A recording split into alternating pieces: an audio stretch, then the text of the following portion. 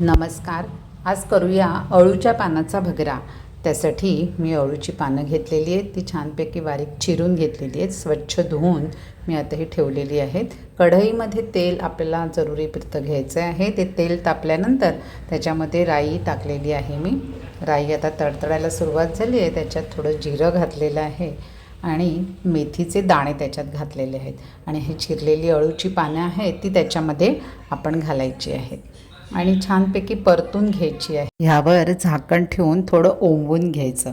आता मी थोडंसं वाटण करून घेणार आहे. 4 काळ्या मिऱ्याचे दाणे, जिरं आणि धणे टाकलेले आहेत आणि त्याच्यामध्ये मी खवलेला ओला नारळसुद्धा घालणार आहे आणि त्याचं वाटण करून ठेवणार आहे. आता हे बऱ्यापैकी असं ओंबलेलं आहे आणि त्याच्यामध्ये हळद, हिंग, त्याच्यानंतर आपला मिक्स मसाला माझा जो आहे तो मी घातलेला आहे आणि चांगलं परतून घेणार आहे. हे बघा, हे वाटण केलेलं आहे.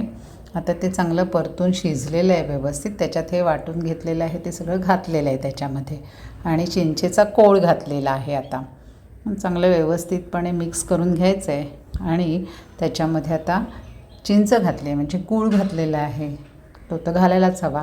चवीनुसार मीठ घातलं आहे आणि हे चण्याचं पीठ आहे ते आपण घालायचं आहे आणि ते चांगल्यापैकी व्यवस्थित सगळं एकजीव करून घ्यायचं आहे. आता हे मी थोडं ओलसर ठेवलं आहे. आपल्याला जर ओलसर नको असेल आणि सुका हवा असेल भगरा तर ते चांगलं कोरडंच आपण परतत राहायचं आहे. तर आपला अशा प्रकारे थोडासा ओलसर मऊ असा अळूच्या पानाचा भगरा तयार झाला आहे. धन्यवाद.